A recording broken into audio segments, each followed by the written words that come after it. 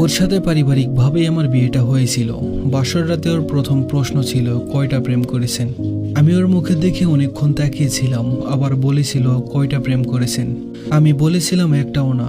উত্তরটা শুনে অনেক খুশি হয়েছিল। বলেছিল এখন থেকে শুধু আমাকেই ভালোবাসবেন, অন্য কোনো মেয়ের দিকে তাকালে মেরে ফেলবো। ও আমাকে কতটা ভালোবাসে বলে বোঝাতে পারবো না। ও আমাকে কতটা ভালোবাসে বুঝেছিলাম সেই দিন, যেদিন আমি ওর চাচাতো বোনের সাথে হেসে হেসে কিছুক্ষণ কথা বলছিলাম। ও আমাকে জড়িয়ে ধরেছে, কি কান্না। আমাকে বলেছিল তোমাকে না বলেছি আর কারোর সাথে কথা বলবে না, আমি মরে গেলে ইচ্ছে মতো কথা বলো, তখন আর নিষেধ করব না। তার কান্না দেখে আমি নিজেও কেঁদেছিলাম। ও আমাকে বলেছিল আমি নাকি বাবা হব। কথাটা শুনে যে কি খুশি হয়েছিলাম বোঝাতে পারবো না। ওকে কোলে করে সারা বাড়ি ঘুরিয়েছিলাম। ও আমাকে বলতো রান্না করার সময় ওকে পিছন থেকে জড়িয়ে না ধরলে নাকি ওর রান্না করতে ইচ্ছে করে না। আমি ওর সব আবদার হাসি মুখে পূরণ করতাম। বড্ড ভালোবাসতাম ওকে, এখনো বাসি। ও আমাকে বলেছিল আমাকে জড়িয়ে ধরে না ঘুমালে নাকি ওর ঘুমই আসে না, সারা রাত জড়িয়ে ধরে থাকতো। তাই কোথাও রাতে থাকতাম না, যত রাতই হোক বাসায় আসতাম। ও যখন 6 মাসের অন্তঃসত্ত্বা তখন আমাকে বলেছিল আমাকে ছাড়া তোমার কেমন লাগবে গো। আমি ওর কথার উত্তর দিতে পারিনি, শুধু কেঁদেছিলাম। ও আমাকে প্রায় বলতো আমার যদি কিছু হয়ে যায় তুমি আবার আরেকটা বিয়ে করবে না তো? মরে গিয়েও তোমাকে আমি অন্য কারো হতে দিব না, আমাকে ভুলে যেও না। ওর কথা শুনে আমি শুধু কাঁদতাম। ঘুমানোর সময় আমাকে বলতো আমাকে ছাড়া ঘুমানোর চেষ্টা করো, বলা তো চায় না। আমি ওকে আরো শক্ত করে জড়িয়ে ধরতাম।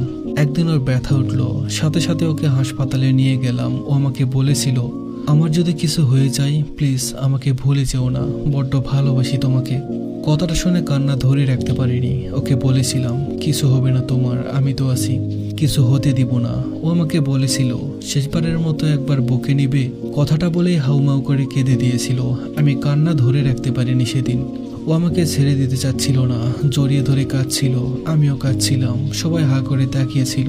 নিয়েছিলাম ওকে বুকে, কিন্তু এটাই যে শেষবার বুঝতে পারিনি। বুঝতে পারলে কখনোই ছেড়ে দিতাম না। ও আমাকে বলেছিল আমার সাথে তুমিও চলো, আমার খুব ভয় করছে। ডাক্তারকে কতবার বলেছিলাম আমি ওর পাশে থাকবো, কিন্তু আমাকে যেতে দিল না। অপারেশন থিয়েটার থেকে একটা বাচ্চার কান্নার আওয়াজ শুনলাম। বাচ্চাকে পেলাম, কিন্তু ওকে আর পেলাম না। পাগলের মতো ওর কাছে গেলাম, দেখলাম সাদা কাপড় দিয়ে ওকে ঢেকে রেখেছে। কাপড়টা সরাতেই অজ্ঞান হয়ে গিয়েছিলাম। জ্ঞান ফেরার পর দেখলাম ওকে খাটিয়াতে শুয়ে রাখছে। ওর কাছে গেলাম, বলেছিলাম এই কই যাও আমাকে ছেড়ে? আমার রাতে ঘুম হয় না তোমাকে ছাড়া, জানো না? তোমাকে না জড়িয়ে ধরলে আমার ঘুম হয় না, জানো না? কেন চলে যাচ্ছ? এই ওঠো, ওঠো না। অনেক তো ঘুমালে, আর কত ঘুমাবে? আমার কথা মনে পড়েনি? এই তুমি না বলেছিলে আমার চোখের জল তুমি সহ্য করতে পারো না? এই দেখো আমি কাঁদছি, এই ওঠো, আরে ওঠো না। ও শুনলই না আমার কথা, ঘুমিয়েই থাকলো। ওকে যখন